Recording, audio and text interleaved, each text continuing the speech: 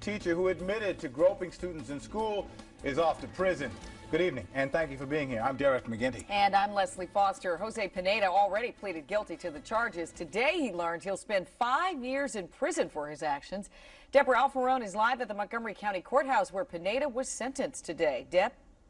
And Leslie, Pineda broke down in tears as he faced his family, his wife, his son, and his extended family. About 20 people were in the courthouse.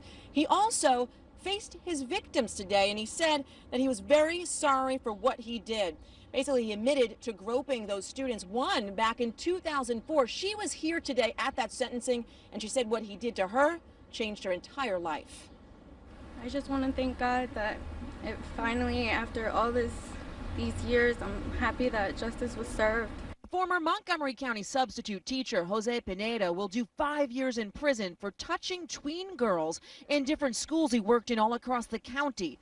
Perhaps the most disturbing, after the news hit that a 12-year-old female student from Roberto Clemente Middle School in Germantown accused the father and husband of touching her buttocks, this now 23-year-old woman came forward and said Pineda did the same thing to her back in 2004 at Forest Oak Middle School. And when her mom told then principal John Burley, he asked her not to call police, saying, "We don't want to create a scandal," and that he'd take care of it.